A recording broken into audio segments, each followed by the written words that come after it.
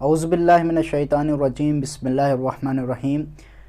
السلام علیکم ورحمۃ اللہ وبرکاتہ جمیعاً۔ مومنین، آج ہم ماہ ذی الحجہ کے اس بابرکت مہینے کی فضیلت کے بارے میں آپ سب کی خدمت میں اس کی فضیلت کیا ہے پیش کرنے والے ہیں۔ لیکن اس سے پہلے اگر آپ ہمارے اس چینل کے اوپر نئے ہیں تو ہمارے اس چینل کو ضرور سبسکرائب کریں اور بیل آئیکن آل کے اوپر ضرور کلک کریں۔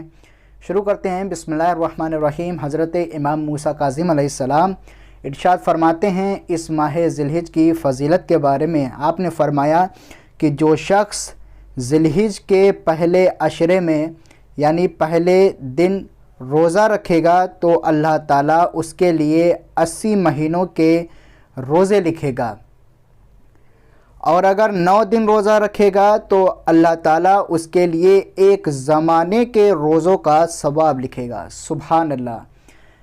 یعنی یہ جو پہلا عشرہ یعنی پہلی تاریخ، اگر پہلی تاریخ میں نہیں رکھ سکتے تو ہم اگر 9 دن تک روزہ رکھیں یعنی پورے عشرے تک ہم روزہ رکھیں تو امام موسیٰ کاظم علیہ السلام ارشاد فرماتے ہیں تو اس کو ایک زمانے کے روزوں کا ثواب ملے گا۔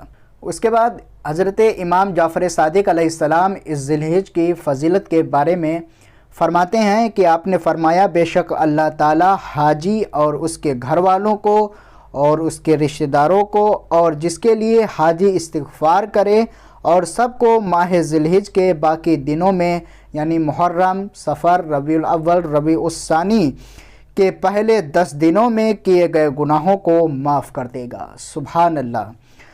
یہ ایک حاجی کا یعنی جو حج کرنے والا ہے اگر وہ دعا کرے اس کے لیے ہے۔ اب اس وقت یہ جو ہے حالات کو مد نظر رکھتے ہوئے امام جعفر صادق علیہ السلام کی حدیث جو ہے بالکل یہاں کے اوپر صادق آتی ہے کہ اس کرونا وائرس کو لیتے ہوئے کہ لوگ حاجی جو ہیں حج کرنے کے لیے نہیں جا پا رہے ہیں۔ امام ارشاد فرماتے ہیں کہ جو شخص حاجی کے ثواب میں شریک ہونا چاہتا ہے اس کے لیے امام نے ایک نایاب عمل بتایا ہے۔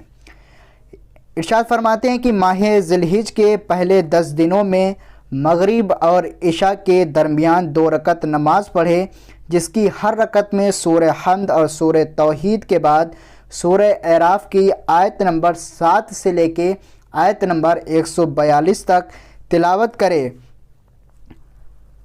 تاکہ حجاج کعبہ یعنی حج کرنے والوں کے ثواب میں وہ شریک ہو جائے۔ سبحان اللہ۔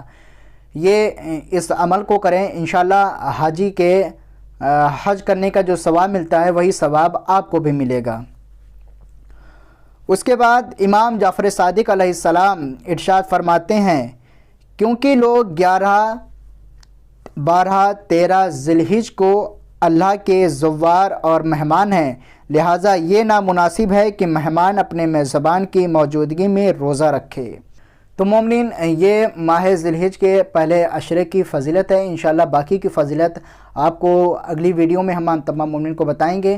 ناظرین، آپ تمام مومنین سے گزارش ہے کہ میرے اس چینل کو ضرور سبسکرائب کریں اور بیل آئیکن آل کے اوپر ضرور پریس کریں اور دوسرے مومنین کو اس کو ضرور شیئر کریں تاکہ وہ لوگ بھی ان حدیث سے اور اس ثواب سے وہ لوگ فائدہ اٹھا سکیں۔ فقط والسلام ورحمۃ اللہ وبرکاتہ۔